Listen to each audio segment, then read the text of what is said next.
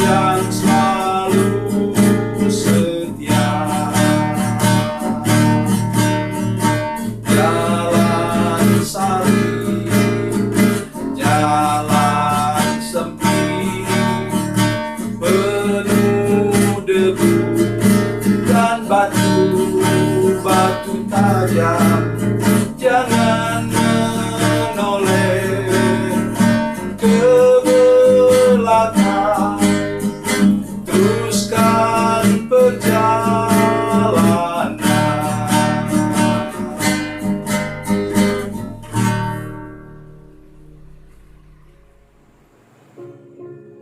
Salam saudara pemirsa, selalu berjumpa dengan kami kembali dalam program Berita Pengharapan.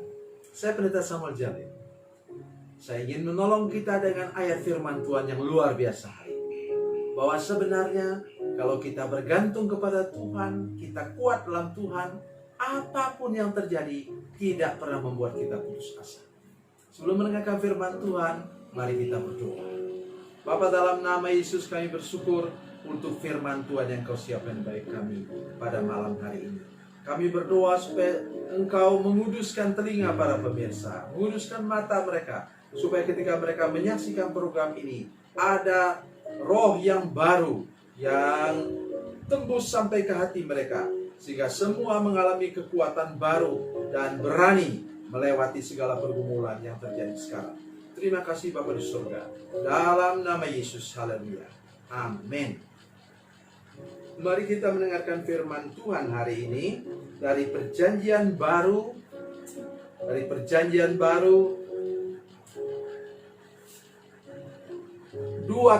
surat 2 Korintus pasal 4 ayat 8 dan 9. Oh, haleluya. 2 Korintus pasal 4 ayat 8 dan 9. Saya membacakannya untuk saudara sekalian. Dalam segala hal kami ditindas, namun tidak terjepit. Kami habis akal, namun tidak putus asa. Kami dianiaya, namun tidak ditinggalkan sendirian. Kami dihempaskan, namun tidak binasa. Haleluya. Ini ayat yang saya paling suka. Kenapa?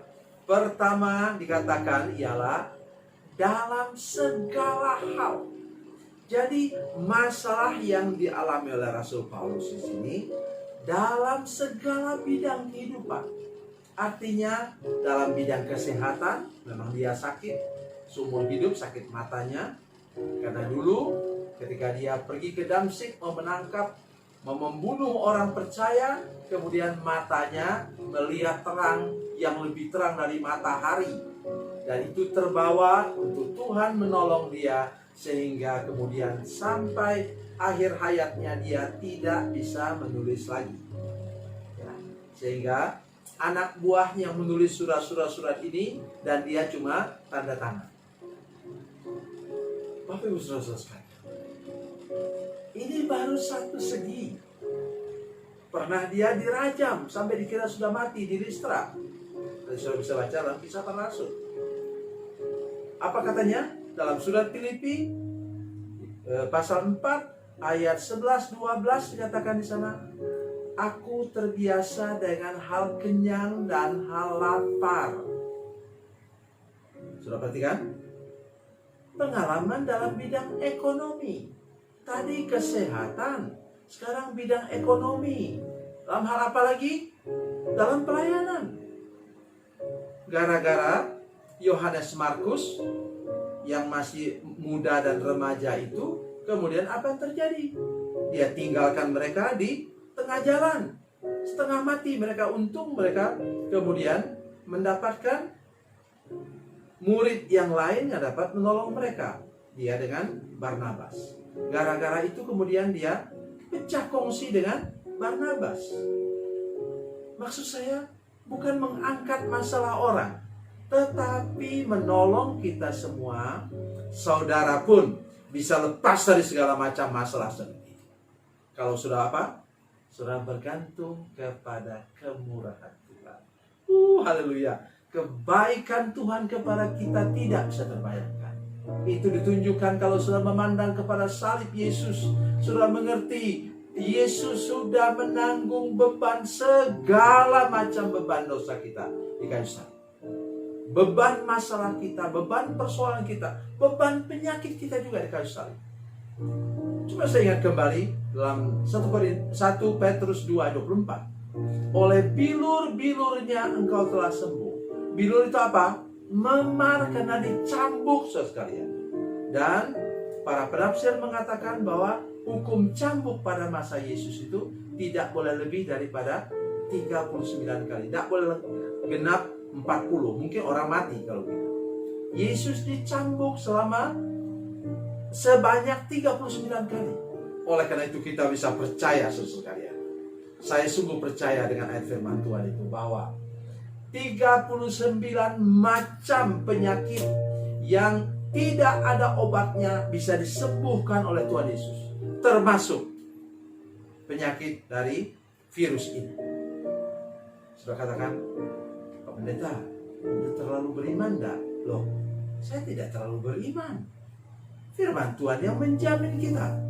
Dia katakan, oleh bilur-bilur, dalam bahasa yang lain, saya sangat senang. Karena apa? Engkau telah sembuh. Artinya kita sudah sembuh di kayu salib dulu. Kalau kita merujuk ke belakang. Jadi waktu Yesus mati kayu salib, dia sudah menyembuhkan penyakit saya juga. Ya. Kenapa demikian? Dalam terjemahan yang lain disebutkan bahwa by His stripe you already healed. Jadi mari kita belajar percaya. Tadi Paulus katakan apa? Ini sangat menarik.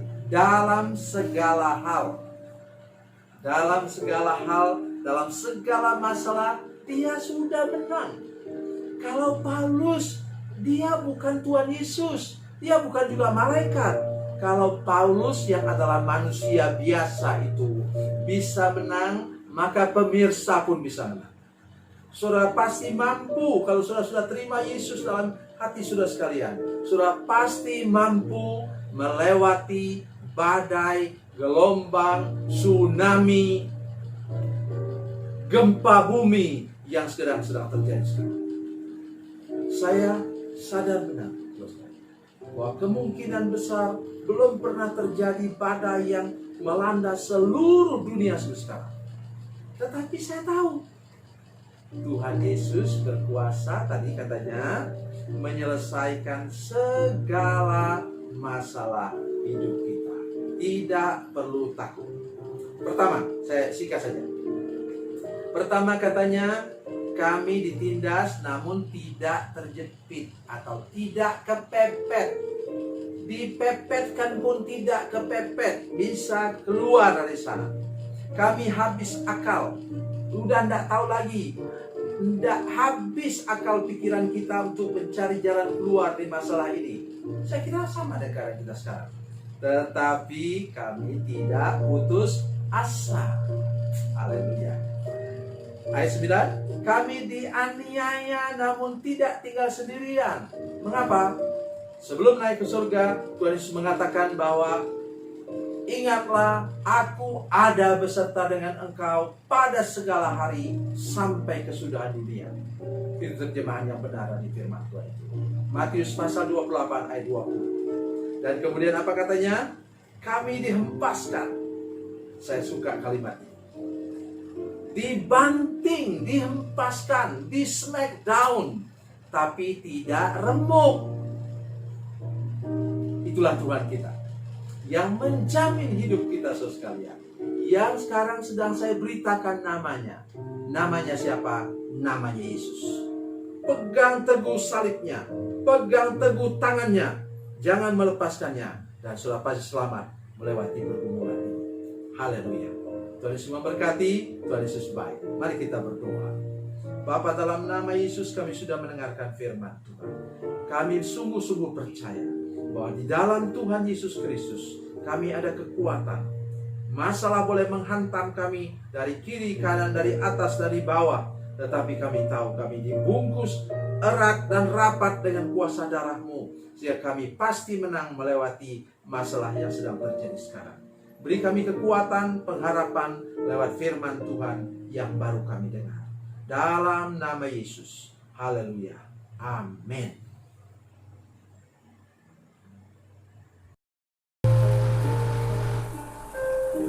Bila Anda memerlukan dukungan doa kami, atau bila Anda punya masalah yang ingin didoakan, silakan menghubungi nomor telepon kami 0812 7661 1125. Dan bagi Anda yang berada di luar negeri, silakan menghubungi +62 812 7661 1125. Tuhan Yesus memberkati, Tuhan Yesus baik.